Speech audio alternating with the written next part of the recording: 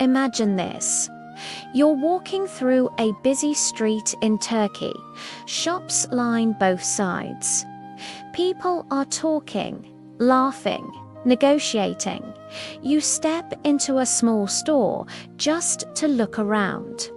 The owner notices you immediately. He smiles warmly, and without asking anything else, he says, "Tea." You hesitate. You're not thirsty. You don't want to waste time, so you smile and say, "No, thank you." For a moment, nothing happens.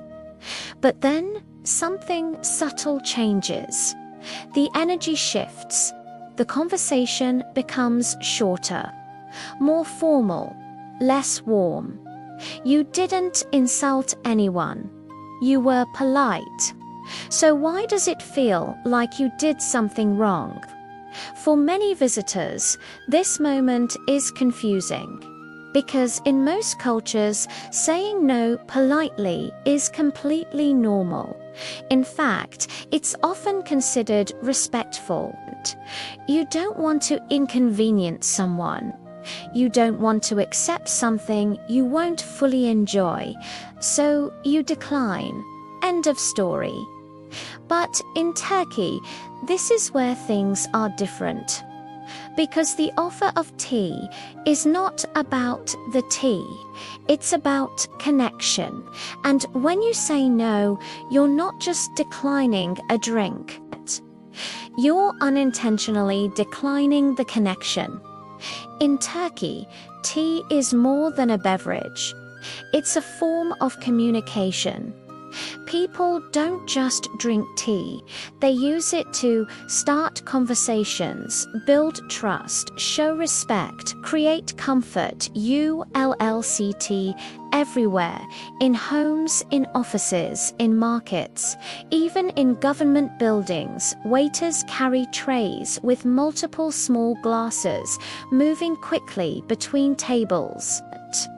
The glasses are unique, thin, curved, almost like a tulip, and the tea is strong, dark, and hot. But the most important part isn't how it tastes, it's what it represents. To understand this fully, you need to understand one key value: hospitality. In Turkish culture, hospitality is not optional. It's expected. Guests are treated with deep respect, sometimes even more than family. And here's the important part. A guest is not just someone invited into your home. It can be anyone, even a stranger, even a customer, even you. So when someone offers you tea, they're saying, "You are welcome here. You are safe here. You matter in this moment." That's why the gesture carries so much weight. Now, here's where it gets even more interesting. In many parts of the world, business is direct. You walk into a shop, you ask for the price, you decide, you leave. But in Turkey, relationship often comes before transaction. You might sit down, have tea, talk about life. Only then, talk about business.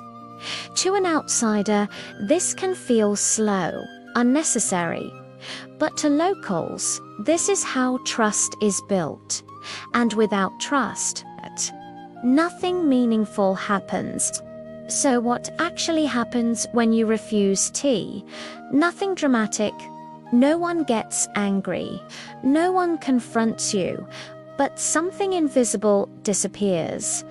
The warmth, the openness, the willingness to go beyond the surface. The interaction becomes transactional. And that's the key difference. You move from being a guest to being just another customer. For people from more individualistic cultures, this can feel uncomfortable. Because time is seen as something to optimize. Efficiency is valued, personal space is important, so sitting down for tea with a stranger might feel unnecessary. But in Turkey, the priorities are different. Connection over speed, relationship over efficiency, presence over productivity, and tea is the tool that makes that possible.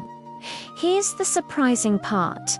You don't need to drink the whole glass. You don't need to stay long. Just accepting it is enough. Because the act of saying yes means, I accept your kindness. I respect your culture.